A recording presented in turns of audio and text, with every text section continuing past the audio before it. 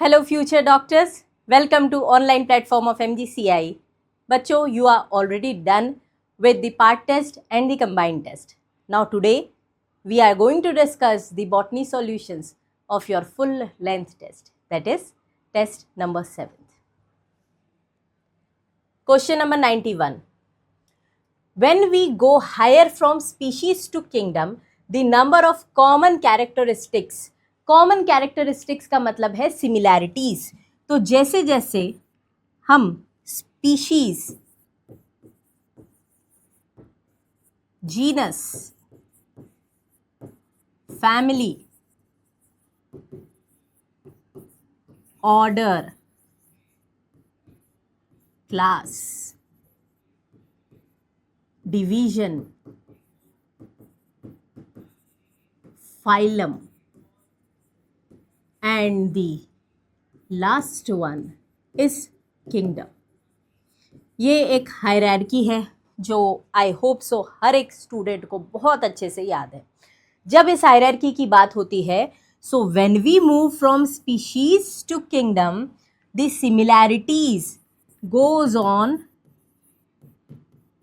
Decreasing. क्या होगा? Similarities क्या होंगी? कम होती जाती हैं और डिससिमिलैरिटीज बढ़ती जाती हैं. आपको इस क्वेश्चन में पूछा गया है about the common characteristic. So common मतलब सिमिलैरिटीज. तो यहाँ पर सिमिलैरिटीज या कॉमन कैरेक्टरिस्टिक्स क्या होंगे? कम होते जाएंगे. That is B for Bombay. Next 92. Correct statement about the viroid. देखो वायरॉइड का मतलब है वायरस में से कुछ हट गया. डिवॉइड का मतलब होता है ना कुछ हटा है, यहाँ पर कुछ एब्सेंट है. तो वायरस और वायरॉइड में रिलेशन क्या है? Viroid is virus minus protein code. Virus में से क्या हटा दिया आपने? Protein code. Done. Protein code हट चुका है तो ये नेकेड जेनेटिक मटेरियल बचा है. नेकेड जेनेटिक मटेरियल और वो भी क्या बचा है? लो molecular wait RNA, single stranded RNA. Done. अब देख लो कौन सी स्टेटमेंट वायरॉइड के लिए सही है. T O Diener discovered a new infectious agent. हाँ, ये भी सही बात है. That was larger than virus. नहीं है ना, वायरस से छोटा है ये, तो ये स्टेटमेंट गलत हो गई. DNA of viroid contain low molecular weight. DNA नहीं है, क्या है? आरएनए. ये स्टेटमेंट गलत है. It is found to be a free RNA. हाँ जी, क्योंकि कोई प्रोटीन कोड नहीं है इसके पास. It contain protein code. नहीं, गलत. तो आंसर क्या होगा? C. Question number 92 C. 93. Match the column. First and second को आपको मैच करना है. Slime moulds. देखो यहाँ पर एक से ज़्यादा ऑप्शन है, ठीक है. सो स्लाइम मोल्ड क्या है? Saprophytic protist. तो इसका मतलब ये फोर्थ के साथ जा रहा है. और कोई और भी है क्या जो स्लाइम मोल्ड के साथ सही बैठ रहा है? Yes, fruiting bodies. Slime moulds में फ्रूटिंग बॉडीज बनती है, याद है? प्लाज्मोडियम है ना, और टिप पे स्पोर्स रहते हैं. डायनोफ्लैजिलेट्स अलग अलग कलर्स के होते हैं. Second. And red tide formation कराने वाला गॉन्यूलेक्स दिख गया. क्राइसोफाइट्स डायटम्स हैं and soap box like structure बनाते हैं, है ना, डेसिमेट्स. तो ऐसा ऑप्शन आपको 4, 6, 2, 3 and first and fifth. This is B for Bombay. Answer है इसका. ठीक. Done. Question number 94. How many structures are diploid in funaria. देखो गेमिटोफाइट जो होगा वो हैप्लॉइड होगा. गेमिटोफाइट क्या है? हैप्लॉइड. और जो स्पोरोफाइट है, स्पोरोफाइट, वो क्या होगा? डिप्लॉयड. तो स्पोरोफाइट की अगर बात करें, जो 2n है उसमें बेटा हमने देखा है फुट सीटा कैप्सूल. तो अब देख लो क्या इनमें से कोई पार्ट यहाँ पर है? बिल्कुल है, फुट दिख रहा है आपको, कैप्सूल दिख रहा है, बाकी ये सारे हैप्लॉइड स्ट्रक्चर है, ये दो है diploid, B for Bombay, right. चलो अगला question number 95, given below are two statements. देखो दो स्टेटमेंट दिए, एक असर्शन दिया है और रीजन। असर्शन है zygote do not undergo reductional division immediately in bryophytes. हाँ, क्यों? बिकॉज जाइगोट माइटोसिस से क्या बनाता है? माइटोसिस से स्पोरोफाइट बनाता है, तो ये इमीडिएटली मियोसिस नहीं दिखाता। हाँ, ये स्टेटमेंट सही है। Reason, in bryophyte dominant phase is gametophytic, ये भी सही है। बट क्या ये रीजन असर्शन को एक्सप्लेन कर रहा है? बिल्कुल नहीं, क्योंकि असर्शन तो क्या बता रहा है कि जाइगोट इमीडिएटली मियोसिस नहीं दिखाता। क्यों नहीं दिखाता उसका रीजन ये लिख दिया मैंने, क्योंकि वो माइटोसिस से एक मल्टी सेल्यूलर बॉडी स्पोरोफाइट बनाता है, पर रीजन कुछ और है। तो दोनों सही है but not the correct explanation. So answer होगा A, right. Both are correct but R is not the correct explanation. Question number 96, match the column. देखो फंजाई से, बायोलॉजिकल क्लासिफिकेशन से क्वेश्चन है।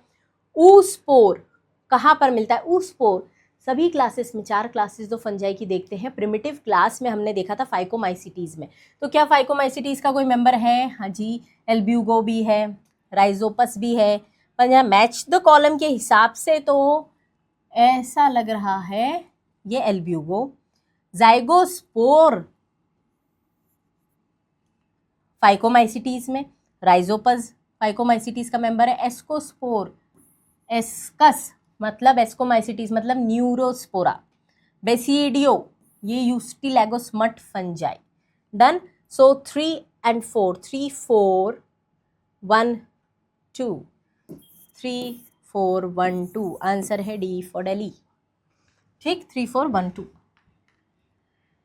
97th, given below are the names of some plants: guava, cucumber, peach, rose, plum, brinjal, china rose, mustard. How many of the above plants will show hypogynous condition? हाँ जी, देखो hypo याद कराया है class में, hypogynous, MCB mustard, china rose, brinjal. तो mustard, china rose, brinjal है ना, ये हो गया। ये तीनों क्या है? हाइपो, 3 हाइपो है। उसके बाद अगला देखो, पेरीगाइनस में पीपीआर है ना, पेरीगाइनस में क्या याद करते हैं? पीपीआर। प्लम, पीच, रोज, ये है पेरी। ये भी कितने हैं? 3। हाइपो भी कितना था? 3। और बाकी बचे 2। गुआवा, कुकुम्बर क्या है? एपीगाइनस है ना, तो एपीगाइनस में है guava, cucumber. Ray florets of sunflower भी होता है बट यहाँ पर वो एग्जाम्पल नहीं दिया है, तो इसका आंसर होगा 3 3 and 2।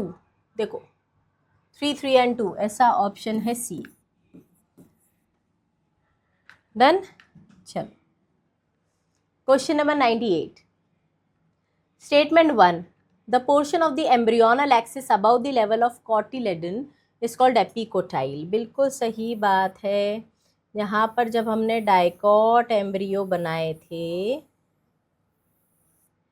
तो ये कॉटिलेडन्स है ना, और इस कॉटिलेडन के नीचे ये लेवल है कॉटिलेडन का, और इसके नीचे है हाइपोकोटाइल जो आगे चल के रेडिकल बनाएगा। इसके ऊपर है एपिकोटाइल जो टर्मिनेट होगा प्लिम्यूल में, है ना। ये स्टेटमेंट बिल्कुल सही है। Statement second, epicotyl terminates with plumule, हाँ सही है, दोनों ही स्टेटमेंट करेक्ट। ए, है ना। Portion of embryonal axis above the level of cotyledon epicotyl है, और एपिकोटाइल टर्मिनेट होता है किसमें, लिम्यूल में, बिल्कुल सही। अगला, match the column A with B. देखो बता दिया आपको मॉर्फोलॉजी से ये।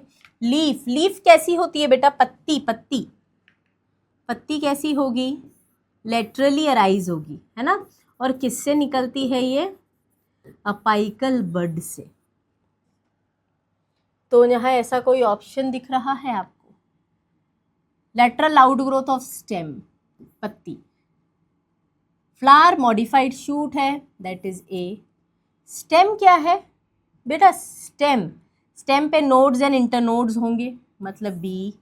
रूट क्या करती है, जड़ क्या करती है, ये मजबूती देगी, सपोर्ट देगी। सपोर्ट के लिए एक वर्ड दिया है एनकरेज, दिस इज डी, है ना। तो CABD ऐसा ऑप्शन ये रहा,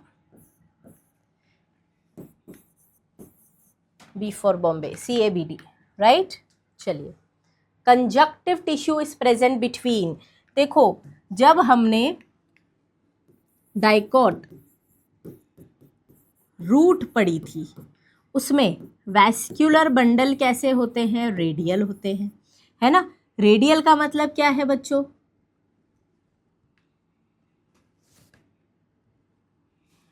देखो रेडियल का मतलब क्या होगा कि यहाँ पर पैचेस में अरेंज्ड है, अल्टरनेट पैचेस में। बाहर की तरफ थी फ्लोएम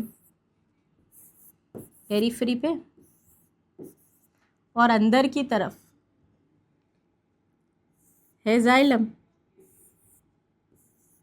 और इन दो के बीच में, इन दो के बीच में क्या होती है, कंजक्टिव टिश्यू, है ना। इन दोनों के बीच में, जाइलम और फ्लोएम के बीच में, ठीक है, जाइलम और फ्लोएम के बीच में है कंजक्टिव टिश्यू।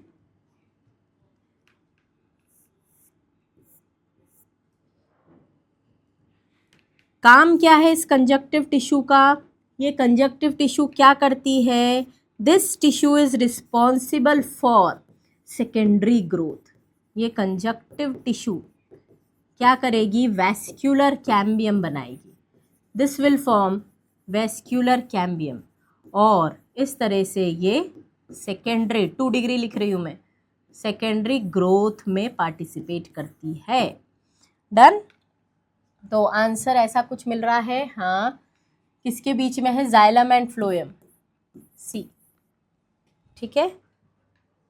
चलो, जाइलम और फ्लोएम के बीच में ये ग्रीन वाली जाइलम है ना, radial vascular bundles. Question number 101, how many statements are incorrect. गलत कितनी स्टेटमेंट्स है, vascular bundles are scattered in monocot stem. जी हाँ, मोनोकॉट स्टेम में वैस्कुलर बंडल्स स्कैटर्ड है। Peripheral vascular bundles are smaller in size, centrally located ones are bigger in size, ये सही है। All tissues on inner side of the endodermis constitute stele. Stele का मतलब है pericycle plus vascular bundle plus पिथ, और ये सब एंडोडर्मिस के अंदर है, ये भी सही है। All tissues except epidermis and vascular bundles constitute ground tissue. बच्चों 3 प्रकार के टिश्यू सिस्टम में से जो आउटर प्रोटेक्टिव कवरिंग बनाता है वो एपिडर्मल टिश्यू सिस्टम, जो कंडक्शन पार्ट बनाता है वो वैस्कुलर बंडल, और इन दोनों के अलावा जितना भी है वो ग्राउंड टिश्यू सिस्टम, ये भी सही है। Vascular cambium responsible for producing secondary tissues, हाँ जी। वैस्कुलर कैम्बियम क्या करवाता है, कैम्बियम शब्द आ गया मतलब सेकेंडरी ग्रोथ करा रहा है। Xylem parenchymas cells are non living नहीं है, लिविंग है, लिविंग पैरेन्काइमा, है ना। दिस इज रॉन्ग, आपको इनकरेक्ट बताना है, करेक्ट मत गिन के फोल लगा देना, incorrect. This is B for Bombay, एक incorrect. 102, given below is a list of structures that belong to chloroplast. ठीक है, आपको उसमें से सिलेक्ट करना है क्लोरोप्लास्ट के कौन से हैं। क्रिस्टे क्लोरोप्लास्ट के लिए है क्या बेटा, क्रिस्टे माइटोकॉन्ड्रिया से रिलेटेड है, इन फोल्डिंग्स, है ना। This is wrong. ग्रेना, हाँ, थाइलेकॉइड जब एक दूसरे पे कॉइन लाइक इकट्ठा हो जाएगा, this is grana. Stroma lamellae, दो ग्रेना को जोड़ने वाला। मैट्रिक्स किसका पार्ट है? Matrix is the part of mitochondria. Stroma is the part of chloroplast. Done. So answer will be 3। 3 structure chloroplast से रिलेटेड है। अगला question number 103, which of the following options represent sequence of formation of spindle fibre. देखो spindle fibre किससे बनते हैं? Basal bodies से। Basal bodies किससे arise होती है? Centriole like structure. तो यहाँ पर सबसे पहले होना चाहिए centriole, then basal body, then cilia flagella, और इसके बाद क्या हो जाएगा? स्पिंडल। तो ऐसा ऑप्शन आपको दिख रहा है सी। डायरेक्ट क्वेश्चन है बच्चों, बस आप कंफ्यूज हो सकते हैं, बेसल बॉडी पहले कर दिया और सेंट्रियोल बाद में, है ना। पर सेंट्रियोल तो हमारा बेसिस है ना। सेंट्रियोल, सेंट्रियोल के पहले साइटोस्केलेटन एलिमेंट, फिर सेंट्रियोल, फिर बेसल बॉडी, और फिर cilia flagella and then spindle fibres. Now this structure given in your NCERT text book, यहाँ पर ये जो स्ट्रक्चर दिखाई दे रहा है, दिस इज व्हाट? ये है ट्राइग्लिसराइड्स। ट्राइग्लिसराइड, ट्राइग्लिसराइड मतलब फैट बोल दो, इज इक्वल्स टू, दो चीज़ें हैं इसमें। इसमें क्या है? Fatty acid plus glycerol, fatty acid plus glycerol. Done. तो यहाँ पर अब ये देखें कि ये R1 और R2 क्या है। देखो यहाँ R1 मतलब कोई एल्काइल ग्रुप है, C डबल बॉन्ड OO, तो मतलब ये एसिडिक ग्रुप लगा हुआ है ना। तो ये R1 R2 और R3 क्या है? कौन सा acid? Fatty acid. This is fatty acid. ये पूरा स्ट्रक्चर ट्राइग्लिसराइड है जिसमें R1 R2 R3 क्या है? Fatty acid. B for Bombay. Next one, match the column. देखो सेकेंडरी मेटाबोलाइट्स का दिया है। पिगमेंट्स कौन से दिख रहे हैं? Carotenoids, anthocyanin. टर्पिनॉइड्स में डाइटर्पीन्स, मोनोटर्पीन सामने दिया है। एल्कलॉइड्स बिटर टेस्ट के, मॉर्फिन एंड कोडीन। लेक्टिन्स में कॉनकैनेवेलिन ए, है ना। 4231, 4231 पहला ही ऑप्शन है ए, 4231। ठीक है। अगला, the diploid cell has 6 picogram DNA। जीवन फेज में, देखो जीवन फेज में कितना DNA दिया है? 6 पिकोग्राम। जीवन के बाद आता है S, जिसमें DNA डबल हो जाता है, DNA रेप्लिकेशन, तो यहाँ होता है 12 पिकोग्राम। इसके बाद आता है G2, G2 में भी सेम रहेगा 12 PG। तो ऐसा कोई ऑप्शन कि G2 के बाद कितना DNA कंटेंट रहेगा? 12 PG। B for Bombay. Next one, 107, how many of the following structures disappear at the end of prophase. सभी सेल ऑर्गेनिज डिसअपियर होते हैं, न्यूक्लियर मेम्ब्रेन डिसॉल्व होती है ना। तो यहाँ पर ये डिसअपियर होगा, गोल्गी बॉडी चली जाएंगी। अरे भैया सेंट्रोसोम क्रोमोसोम तो दिखने लगेंगे, ये गायब हो जाएगा, तो 3 will disappear. B for Bombay. Next, wow देखो फोटोफॉस्फोराइलेशन दिया है यहाँ पर, जेड स्कीम मतलब नॉन साइक्लिक फोटोफॉस्फोराइलेशन दे रखा है। और इस सीक्वेंस में देखो क्या किया इन्होंने, जैसे ही लाइट स्ट्राइक हुई तो फोटो सिस्टम 2 पे लाइट पड़ने से फोटोलिसिस ऑफ वाटर हुआ, इलेक्ट्रॉन ऊपर गए ना, अपहिल गए बेटा। फोटो अपॉन ऊपर ऊपर ऊपर मतलब क्या होगा? अपहिल। तो यहाँ प्राइमरी इलेक्ट्रॉन एक्सेप्टर होता है, ठीक है, और उस प्राइमरी इलेक्ट्रॉन एक्सेप्टर का नाम है फियोफाइटिन। फिर उसके बाद इलेक्ट्रॉन नीचे की तरफ आए इलेक्ट्रॉन ट्रांसपोर्ट सिस्टम से, तो दिस इज डाउन हिल, ये नीचे आएंगे। फिर से अब जैसे ही LHC पे इलेक्ट्रॉन्स आए, इसको लाइट भी मिलेगी और यहाँ से इलेक्ट्रॉन भी जाएंगे, फिर ऊपर गए, सो दिस इज अपहिल। और फिर NAD+ को रिड्यूस करने के लिए इलेक्ट्रॉन गए डाउन हिल, तो अब ऑप्शन देख लो, uphill, downhill, uphill and downhill, है ना, ऐसा ऑप्शन आपको दिख रहा है ए। ठीक, चलो अगला, assertion high energy chemical intermediates, मतलब एटीपी और NADPH2 या NADPH plus H plus are used during Calvin cycle. बिल्कुल सही है। कहाँ यूज होंगे? रिडक्शन फेज में, जहाँ एटीपी और NADPH2 का यूज होगा, कंज्यूम होंगे। क्यों? अरे भाई, आपको फॉस्फोग्लिसरिक एसिड या फॉस्फोग्लिसरेट से बनाना है शुगर, एल्डिहाइड ग्रुप, तो रिडक्शन लगेगा और रिडक्शन के साथ साथ एनर्जी लगेगी बॉन्ड फॉर्मेशन के लिए। सो this is also right and the correct explanation, बिल्कुल सही है, क्योंकि वो ये बता रहा है कि एनर्जी इंटरमीडिएट्स कहाँ पर यूज होते हैं। डन, चलो, so assertion right, reason correct and it is the correct explanation, A answer है। नेक्स्ट, ग्लूकोज 6 फॉस्फेट से फ्रक्टोज 6 फॉस्फेट। देखो, ग्लाइकोलिसिस का एक रिएक्शन दिया है ये, जहाँ पर आपको फॉस्फेट की पोजीशन सेम दिख रही है, यहाँ पर नंबर ऑफ कार्बन्स सेम है, डिफरेंस हो गया फंक्शनल ग्रुप में। मतलब ग्लूकोज एल्डिहाइड है, फंक्शनल ग्रुप बदल चुका है, फ्रक्टोज कीटोन है। सो this is a type of functional group isomerism.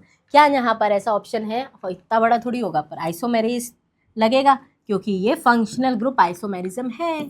तो यहाँ पर जो एंजाइम लगता है वो है D for daily, isomerase. Next, match the column. Oxidative phosphorylation मतलब रिडॉक्स से एनर्जी का प्रोडक्शन होना। ठीक है, सो ऑक्सीडेटिव फॉस्फोराइलेशन कहाँ होता है?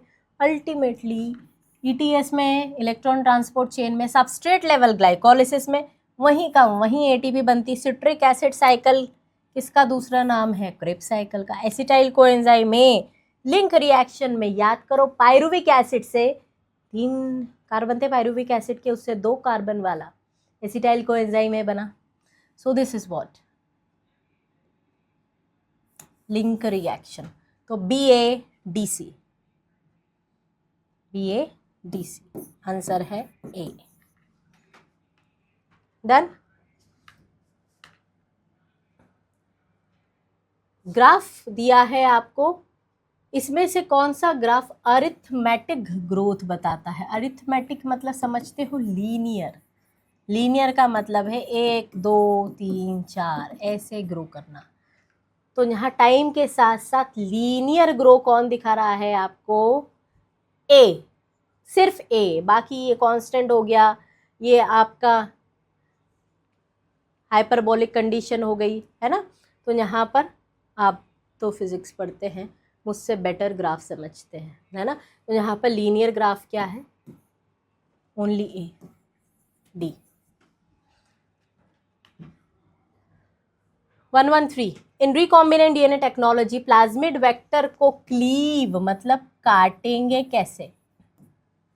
मॉडिफाइड DNA लाइगेज से नहीं, DNA लाइगेज तो जोड़ता है ना।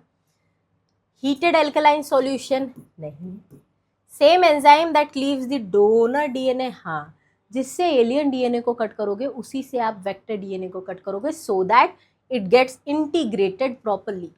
दिस इज ट्रू, आंसर है सी। डी तो पढ़ा ही नहीं, हाँ एक बार और पढ़ लो। Different enzyme that cleaves the donor, नहीं, डिफरेंट होना ही नहीं चाहिए, नहीं तो आपकी DNA नहीं बनेगी।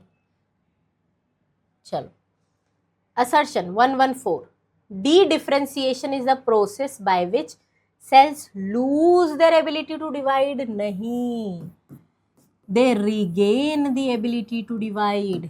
अरे डिफरेंशिएशन का मतलब है जब सेल डिवाइड करती है तो डिवीजन छोड़ के फंक्शन स्टार्ट करना, वो डिफरेंशिएशन है। और डी डिफरेंशिएशन मतलब उल्टा, मतलब फंक्शन छोड़ के अब डिवाइड करेगी ताकि सेकेंडरी ग्रोथ करेगी। सो this is wrong. Reason, de-differentiation occurs when differentiated cells regain the ability to divide and from meristematic like interfascicular cambium and cork cambium, ये बिल्कुल सही है। तो यहाँ पर assertion is false, reason is true. Answer है D. Next 26, नहीं ये तो स्लाइड नंबर बोल दिया मैंने। 115, select the correct statement from the following. In a typical angiosperm embryo sac is 7 celled 8 nucleated, बिल्कुल सही है। पॉलीगोनम टाइप बोलते हैं इसको, है ना, दिस इज राइट। एक अपैरेटस में एम्ब्रियो सैक के अंदर 2 एग सेल और 1 सिनर्जिड, गलत, 2 सिनर्जिड और एक सेल है ना। 3 antipodals situated at the chalazal, बिल्कुल सही है। Egg cell is the largest cell of the egg apparatus. हाँ, इसमें बच्चे कंफ्यूज हुए होंगे। देखो एम्ब्रियो सैक की लार्जेस्ट सेल पूछे तो सेंट्रल सेल है, बट यहाँ पर ये एग अपैरेटस की लार्जेस्ट सेल पूछ रहा है। एग अपैरेटस की लार्जेस्ट सेल है एग सेल, बिल्कुल सही, गैमीट्स, है ना। तो यहाँ पर सही क्या है? First, third and fourth, C option. Next one, identify the incorrect statement about the pollination. Pollination से रिलेटेड आपको गलत स्टेटमेंट को चुनना है। Vallisneria and hydrilla are water pollinated plants, हाँ बिल्कुल सही है। एपी हाइड्रोफिली होती है इसमें। In both wind and water pollinated plant flowers are not very colourful, ज़रूरत ही नहीं है ना, हवा की पानी की आंखें थोड़ी है जो वो देखेगा या सूंघेगा या खाएगा, है ना। So pollination by water is more common, अरे नहीं नहीं नहीं नहीं, एनसीईआरटी देती है it is quite rare angiosperm में, this is wrong. Wind pollinated flowers often have a single ovule in each ovary, right. तो इनकरेक्ट स्टेटमेंट है C. Next one, it is found that Mendel's law of independent assortment does not hold good for the genes। हाँ, Mendel साहब को क्या नहीं दिखा? Linkage, इसीलिए उन्होंने लॉ ऑफ इंडिपेंडेंट असॉर्टमेंट दिया। तो लिंकेज क्यों नहीं मिला? बिकॉज उन्होंने जो जीन्स देखे, जो कैरेक्टर स्टडी किए, उस कैरेक्टर के जीन्स डिस्टेंटली लोकेटेड थे, पास में होते तो लिंकेज मिलता।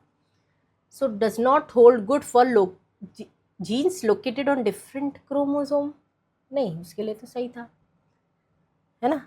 तो ये गलत है। Closely located on same chromosome, हाँ जी।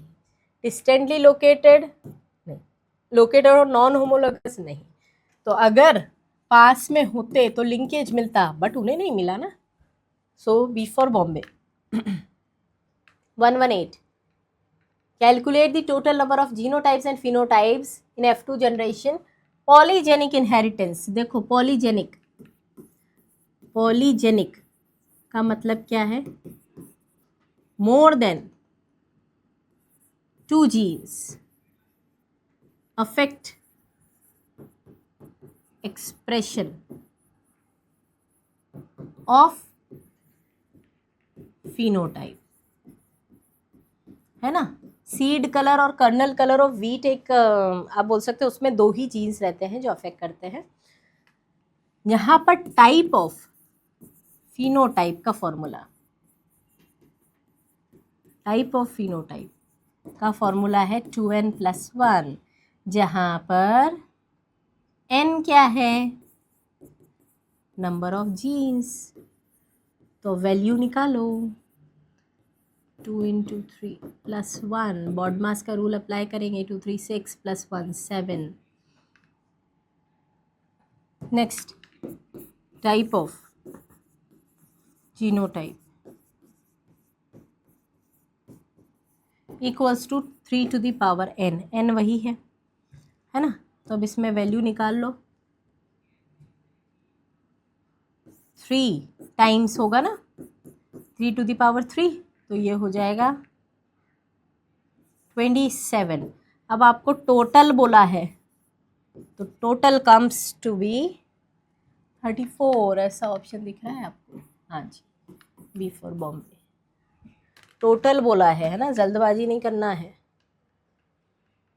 Genetic diseases, haemophilia, colour blindness, thalassaemia, myotonic dystrophy, PKU, albinism, cystic fibrosis में से ऑटोसोमल रेसेसिव कौन सी है? डायरेक्ट आपको पता होगा। Colour blindness is sex linked, haemophilia colour blindness sex linked है, thalassaemia autosomal recessive, this is autosomal dominant, autosomal recessive है, PKU cystic fibrosis और एल्बिनिज्म ऑटोसोमल रेसेसिव। तो ऑटोसोमल रेसेसिव है 4 C. Next, in capping process, देखो capping पता है आपको capping क्या है? अगर हम यहाँ mRNA बनाएं, है ना, दिस इज mRNA, इस mRNA के 5' और ये 3' एंड है, यहाँ पर 5' एंड पे लगती है एक टोपी 7 mg, 7 mg की टोपी लगती है 7 मिथाइल ग्वानोसिन। इसका फंक्शन याद रखो, ये स्टेबिलिटी देगी आरएनए को और अटैचमेंट टू राइबोसोम, राइबोसोम से जुड़ने में मदद करेगी। अगर ये कैपिंग नहीं होगी तो ट्रांसलेशन नहीं होगा, ये राइबोसोम से जुड़ नहीं पाएगा। एंड प्रोटेक्ट फ्रॉम एक्सोन्यूक्लिएजेज, जो इसे तोड़ दें उससे बचाती है ना।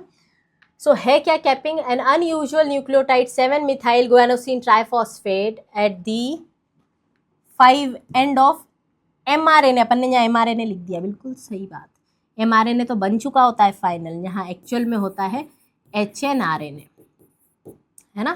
तो यहाँ hnRNA लिखा है इसलिए ये सही है, mRNA तो फाइनल बन जाता है। सो this is true. Next option adenylate, नहीं, एडिनाइलेट रेसिड्यू लिखा है उसने, एडिटेड 3' एंड ऑफ दिस, है ना। तो ये तो टेलिंग है, सही तो ये है, बट दिस इज टेलिंग, पूछ लगाई। एक्सॉन का रिमूवल, जॉइनिंग ऑफ इंट्रॉन्स, ये देखो एक्सॉन और इंट्रॉन में से एक्सॉन तो काम की है, इंट्रॉन्स को रिमूव किया जाता है, वो स्प्लाइसिंग में होता है। तो आपका एक ही ऑप्शन सही दिख रहा है, कैपिंग में क्या हो रहा है, ए ऑप्शन। नेक्स्ट में पेडिग्री के सिंबल्स, ये मेटिंग है, बिल्कुल सही है, इनकरेक्ट बताना है। This is sex unspecified, this is female, this is affected female, नहीं, this is affected male, so this is wrong. तो इनकरेक्ट बताना है D. Next one, while analyzing the DNA of an organism, total 5386 nucleotides were found, out of which the proportion of different bases were adenine 20% है, ठीक है, guanine 17% है, cytosine 32 है, thiamine 17। आपको पढ़ते पढ़ते ये लग रहा होगा कि चारगाफ रूल के हिसाब से ए तो टी के बराबर होना चाहिए और सी जी के बराबर होना चाहिए, बट यहाँ पर ऐसा नहीं है। और चारगाफ रूल डबल स्ट्रैंडेड डीएनए के लिए होता है, यहाँ थाइमीन है मतलब डीएनए तो है बट डबल स्ट्रैंडेड नहीं है, बिकॉज चारग्राफ रूल फॉलो नहीं हो रहा।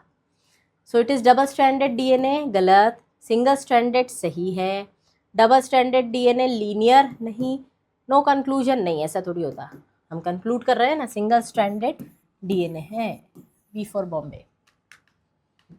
नेक्स्ट क्वेश्चन नंबर 123 में आपको हेक्साप्लॉइड वीट वैरायटी दी है जिसमें 2n इक्वल्स टू 42 दिया है, चलो बहुत बढ़िया। अब इसमें मोनोसोमिक निकालना है ना, गिवन है 2n इक्वल्स टू 42। अब सबसे पहले निकाल लो इसमें n इक्वल्स टू 21, है ना, दिस इज हैप्लॉइड, हैप्लॉइड है ये, ठीक। तो अब ऐसा कोई ऑप्शन मोनोसोमिक, मोनोसोमिक का मतलब होता है 2n माइनस 1, मतलब ये 42 में से 1 माइनस करो, कितना आएगा 41, और हैप्लॉइड तो कितना है 21। नलीसोमी, नलीसोमी क्लास में आपको पूरा फ्लो चार्ट बताया है, 2n माइनस 2, एक पूरा जोड़ा गायब हो गया, तो 42 माइनस 2 कितना हो जाएगा 40। ट्राइसोमी 2n प्लस 1, 2n +1, तो कितना हो जाएगा 2n + 1, 42 + 1 इज 43। तो ऐसा ऑप्शन देखो ना, मोनोसोमिक में 41, 41 के बाद 21, then 40, then 43। Yes, this comes to B for Bombay. 123 का बी। अगला question number 124, transgenic animals are produced for which of the following purpose. क्यों बनाते हैं? फिजियोलॉजी स्टडी करने के लिए, है ना, डिसीज स्टडी करने के लिए, बायोलॉजिकल प्रोडक्ट जैसे अल्फा-1 एंटीट्रिप्सिन, रोजिकाओं में हमको ह्यूमन लैक्टोएल्ब्यूमिन मिला था, वैक्सीन टेस्टिंग के लिए, बिल्कुल नॉर्मल फिजियोलॉजी। हाँ, ये तो सारे ही उसके फंक्शंस दे दिए, सभी सही है। D for Delhi. 36, फिर स्लाइड बोल दी मैंने। क्वेश्चन नंबर 125 है ना, जेनेटिक डिफेक्ट एडिनोसिन डीअमीनेज डेफिशिएंसी में be cured permanently. Permanent cure कब हो सकता है? देखो, कोई भी जेनेटिक डिसऑर्डर का परमानेंट क्योर आफ्टर बर्थ तो पॉसिबल नहीं होगा, एम्ब्रियोनिक लाइफ में ही पॉसिबल हो सकता है। तो यहाँ पर देखें, enzyme replacement therapy, this is not the permanent cure. ठीक, पीरियोडिक इन्फ्यूजन, अब खुद ही नाम में ही बोल रहा है पीरियोडिक इन्फ्यूजन है, तो बार बार आपको इंट्रोड्यूस करना पड़ रहे हैं। Genetically engineer lymphocyte, administrating ADA activator नहीं, introducing bone marrow into the embryonic life, early embryonic life, this is right, है ना। Then question number 126, which of the following statement is incorrect. गलत बताना है। A bioreactor provides optimum conditions, बिल्कुल सही है। Optimum condition बताता है वो to achieve the desired product. Most commonly use bioreactors are stirring type. हाँ, स्टरिंग टाइप, उसमें सिंपल स्टर टैंक और sparse tank. Bioreactors are use to produce small scale. अरे स्मॉल स्केल तो लेबोरेटरी में भी हो जाते हैं, यहाँ होना चाहिए large scale, this is wrong. Bioreactors have agitator, बिल्कुल घुमाने वाला सिस्टम है। Oxygen delivery, foam control, answer गलत स्टेटमेंट है C. Next one, restriction enzymes cut the strands of DNA a little away from the center of palindrome। NCERT की line है ये। और ये स्टिकी एंड्स प्रोड्यूस करती है। स्टिकी एंड्स मतलब जो बहुत अच्छे से फिट हो जाए एक दूसरे में, और इन्हें हम ओवर हैंगिंग स्ट्रेचेस बोलते हैं, दिया है। दूसरा नाम है स्टेगर्ड एंड्स। तो ब्लंट तो नहीं बनाता ये, स्टिकी बनाएगा, स्टेगर्ड बनाएगा, both B and C. Answer है डी।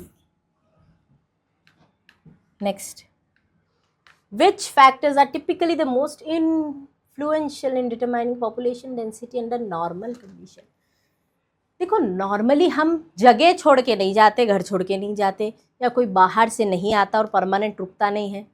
नॉर्मल कंडीशन में पॉपुलेशन अगर बढ़ानी है तो या तो बर्थ होता है या डेथ होती है। तो यहाँ नॉर्मल कंडीशन में जो इन्फ्लुएंस करता है पॉपुलेशन डेंसिटी को, that is birth rate and death rate. बाकी स्पेशल कंडीशन में माइग्रेशन, है ना, इमिग्रेशन, ई माइग्रेशन, कॉलोनी नई सेटअप हो रही है, उसमें स्पेशल कंडीशन हो गई, राइट। तो यहाँ पर अपना 128 का आंसर क्या था? Birth rates and death rates. ठीक है।